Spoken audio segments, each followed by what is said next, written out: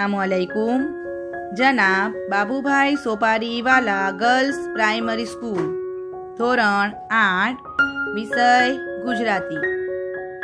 વિદ્યાર્થીની મિત્રો, આપ સૌ જાણો છો, ડિસેમ્બર મહિનાના અંતિમ દિવસોમાં આપણી પરીક્ષાઓ આવી રહી છે।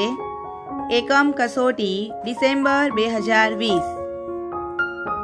આ પરીક્ષાની તૈયારીના ભાગરૂપે આપણે પરીક્ષાલક્ષી પુનરાવર્તન કાર્યની શરૂઆત કરી છે, જેમાં આપણે પુનરાવર્તનના અંક 1 થી લઈને અંક 4 સુધીના ભાગોમાં ઘણા બધા પ્રશ્નોત્તરનું પુનરાવર્તન કર્યું છે।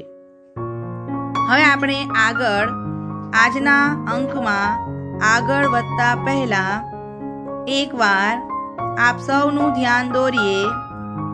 આ મહિનાની અંતિમ તારીખમાં એટલે કે તારીખ 30/12/2020ના રોજ ગુજરાતી વિષયની પરીક્ષા લેવામાં આવશે, જેના અભ્યાસક્રમમાં પદ્ય 11 વડાવી બા આવી, ગદ્ય 12 નવા વર્ષના સંકલ્પો અને પદ્ય 13 શરૂઆત કરીએ, આ 3 એકમોનો સમાવેશ કરવામાં આવ્યો છે। હવે આપણે શરૂઆત કરીએ આપણા આજના અંકની, જેમાં પરીક્ષાલક્ષી પુનરાવર્તન કાર્યમાં આગળ વધતા આજે આપણે આ 3 એકમોમાં આવતા સવિસ્તર પ્રશ્નોત્તર વિશેની સમજ મેળવીએ। સવાલ 1, બાના હૃદયના સ્નેહનું વર્ણન તમારા શબ્દોમાં લખો। જવાબ: ઘરમાં ફક્ત વૃદ્ધ માતા પિતા તથા વિધવા ફોય જ રહે છે। માત્ર દિવાળીની રજાઓમાં ઘરનું વાતાવરણ પુત્ર-પુત્રવધુઓ તથા તેમના સંતાનોથી હર્યું ભર્યું અને આનંદ કિલ્લોલથી ગુંજી ઉઠે છે। રજાઓ પૂરી થતાં બા સવારે પોતાના મોટા પુત્રને તેના કુટુંબ સહિત વળાવી આવે છે। બપોરે બા નાના 2 પુત્રોને અને તેમની 9 પરિણીત પુત્ર વધુઓને વળાવીને પાછી આવે છે। બાથી સંતાનોના વિયોગની વેદના સહન થતી નથી અને તે ઘરમાં દાખલ થતાં જ પગથિયે બેસી પડે છે। આમ વળાવી બા આવી કાવ્યમાં કવિએ બાનો એમના સંતાનો પ્રત્યેનો સ્નેહ વ્યક્ત કર્યો છે। હવે આપણે જોઈએ આગળ પ્રશ્ન 2। લેખકે બેસતા વર્ષે આત્મ સુધારણા માટે કયો સંકલ્પ કર્યો?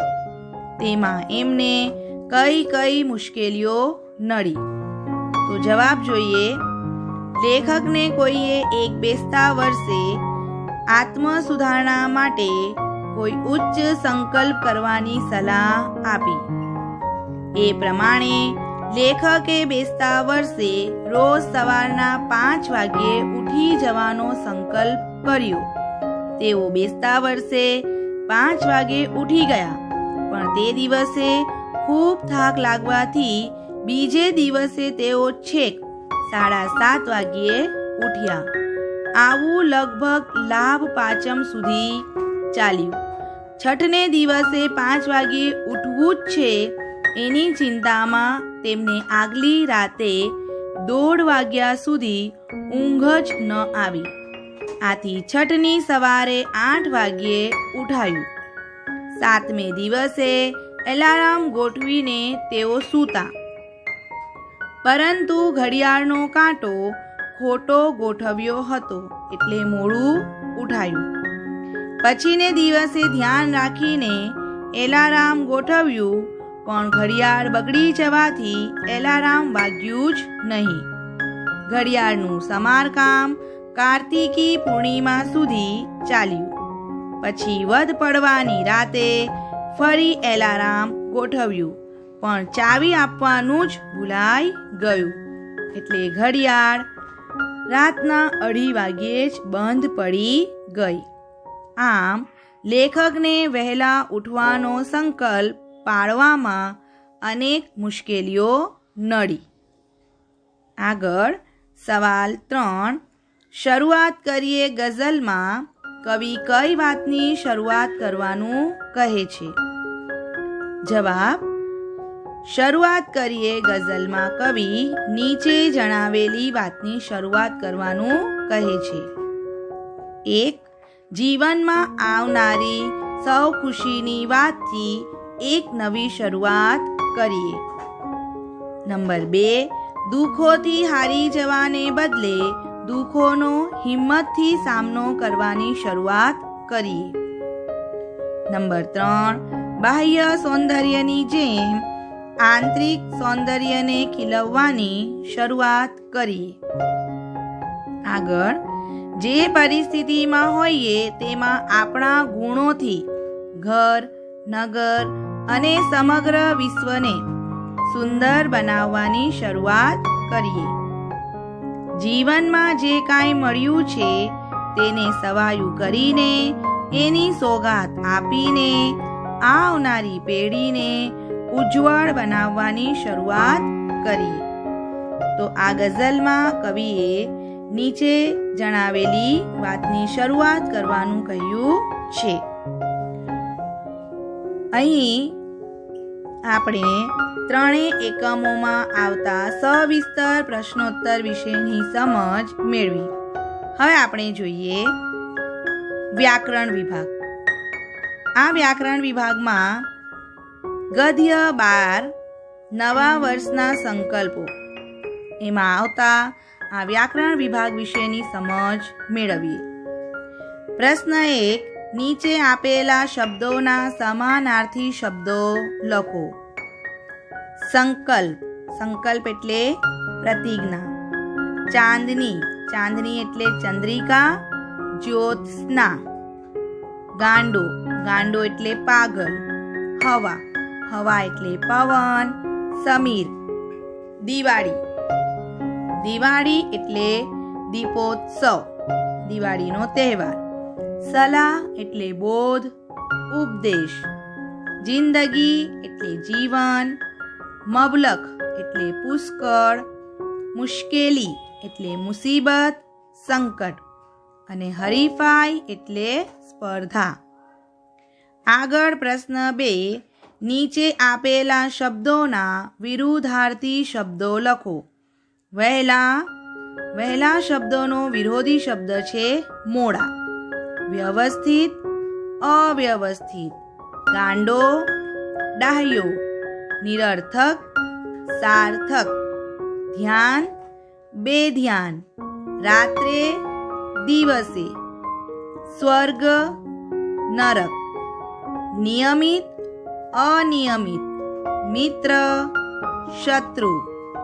સંતોષ, અસંતોષ. ઉત્સાહ, નિરુત્સાહ. નિરાશા, આશા. આગળ પ્રશ્ન 3. નીચે આપેલા શબ્દની જોડણી સુધારીને લખો. જેમાં નિયમિત. નિયમિતમાં તમે જોઈ શકો છો અહીં ખોટી જોડણી છે. આપણે સાચી જોડણીમાં મને હસવાય મી, નિયમિત. દિવાળીમાં દને હસવાય દી, દિવાળી. મિજાજમાં અહીં પણ મને હસવાય મી, મિજાજ. વંટોળિયો. વને માથે અનુસ્વાર અને અળ ને રસ હસવાય, વંટોળિયો. દ્રઢ નિશ્ચયી. અહીં આપ જોઈ શકો છો દ્રઢ નિશ્ચયી. ફૂલી, ફાલી. ફને હસવાવાળું. તે જ પ્રમાણે સંકલ્પ. લ પ સાથે જોડીને જોડીમાં શબ્દ બનાવ્યો છે સંકલ્પ. વૈશાખ. વને 2 માત્ર વૈ. મીંડાવાળો શ છે વૈશાખ. ધનુષ. અને આગળ છે ઉચ્ચારણ. તો અહીં આપણે સાચી જોડણી સુધારીને સાચી જોડણી આપણે લખી. હવે આપણે આગળ વધીએ. નીચે આપેલા પ્રત્યેક શબ્દ સમૂહ માટે એક શબ્દ લખો. રસ વગરનું. રસ વગરનું એટલે નીરસ. પોતાની જાતને સુધારવી તે. આત્મ સુધારણા. ઇન્દ્રનું આસન. ઇન્દ્રાસન. ફરીથી જન્મ લેવો તે. પુનઃ જન્મ. દ્રઢ નિશ્ચય વાળું. દ્રઢ નિશ્ચયી. અમરપણાની એટલે કે કદી નહીં મરવાની ખાતરી આપતું લખાણ અમર પટો. આગળ કસરત કરવામાં શૂરવીર એટલે વ્યાયામ વીર. ધનુષ્યની દોરી એટલે પણજ પ્રત્યંચા. તો અહીં આપણે ગદ્ય 12માં આવતા શબ્દ સમૂહ જોયા. પુનરાવર્તનમાં આગળ વધતા હવે આપણે જોઈએ. નીચે આપેલા વાક્યોમાંથી સાદું, સંયુક્ત અને સંકુલ વાક્ય અલગ તારવો. અહીં 6 વાક્ય આપવામાં આવ્યા છે. હવે આપણે આ 6 વાક્યને સાદું, સંયુક્ત અને સંકુલ વાક્યમાં અલગ તારવાના છે.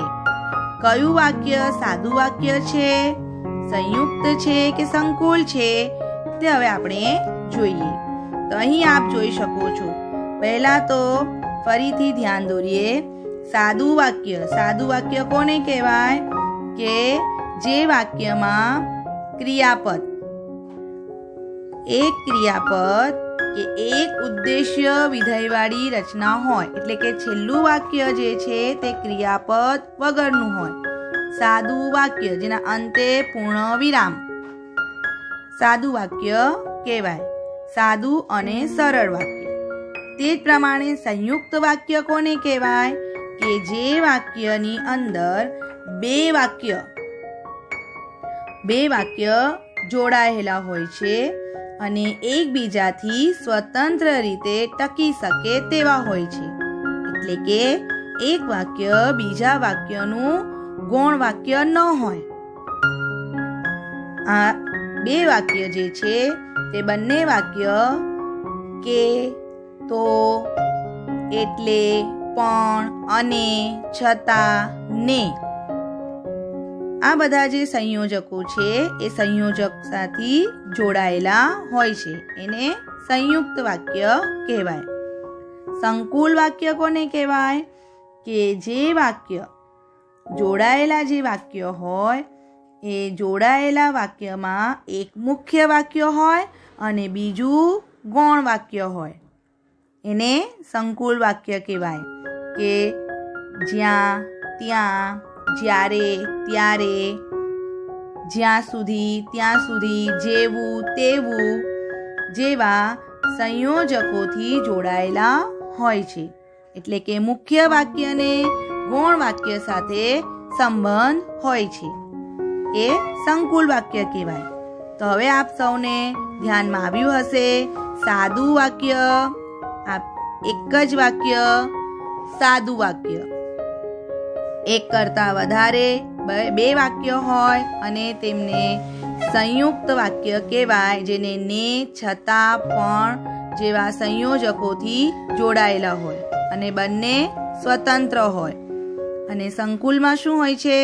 એક વાક્ય મુખ્ય તો બીજું ગૌણ. હવે આપણે જોઈએ. હવેથી કદી આ ન કરવું. એક જ વાક્ય છે, સાદું વાક્ય. છેક સ્વર્ગમાં પણ એના તરંગ પહોંચ્યા ને ઇન્દ્રનું આસન ડોલી ઉઠ્યું.